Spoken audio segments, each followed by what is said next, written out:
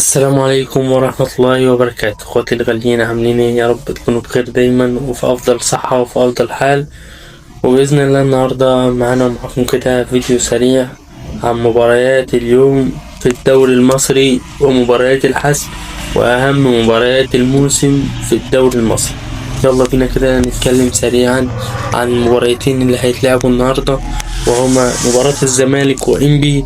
المباراة اللي هتكون في توقيت مهمل جدا جدا جدا من الإدارة، ومباراة الأهلي وبيراميدز مباراة مهمة جدا جدا جدا، وهنشوف مين فيها اللي هيكون ليه الكلمة وليه السيادة.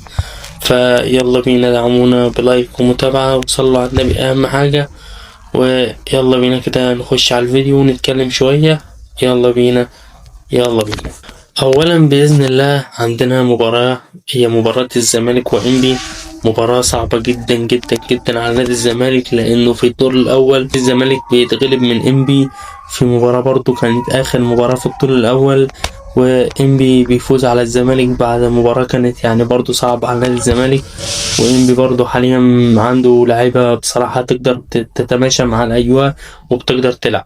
ولكن أنا بصراحة عندي تعليق بسيط كده على ميعاد الماتش، وهو في الساعة 5 في عز الحر وفي عز الشمس، وبتكون ضربة على راس اللعيبة واللعيبة ما بتكون شايفة الكرة من الشمس. فتوقيت مهمل جدا جدا جدا من الإدارة، لأن دي مباراة يعني متصدر الدوري بيلعب في خلاص آخر له ماتشين 3. فبصراحة ميعاد يعني مش كويس جدا للماتش، وكان لازم الإدارة تتدخل في الميعاد ده من بدري. يعني مش لازم ان تيجي امبارح وتقول لي الميعاد عايزين نخليه الساعة 6 ولا الساعة 7. فبصراحة يعني ميعاد مش ما كانش متوقع جدا، وميعاد وحش وهيأثر أكيد على الماتش.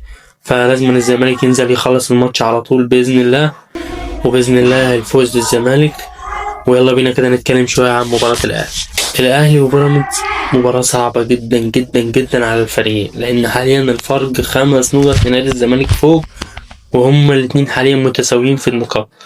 فبيراميدز يكسب هيطلع مركز تاني، الأهلي يكسب هيطلع مركز تاني، ولكن النتيجة الأفضل لنادي الزمالك هي التعادل 1-1 أو التعادل بأيا كان النتيجة أقصى، لأن ده هيأثر على ترتيبهم وهيأثر عليهم هما الاتنين من خلال إيه؟ إن هما الزمالك هيفرق بنقاط أعلى لو كسب إنبي. فنتمناه بإذن الله المباراة يخلص كده، نتمناه تعادل، ويعني الزمالك يصعد ويفوق ويكسب المباراة بكل سهولة. فبعد الماتش بقى ننزل بتحليل بإذن الله حلو جدا. فمتنساش تعملونا بلايك ومتابعة وتصلوا على النبي أهم حاجة. وبس كده، دي كانت حلقتنا النهاردة. والسلام عليكم ورحمة الله وبركاته، وانتظرونا بعد المباريات بإذن الله. السلام عليكم.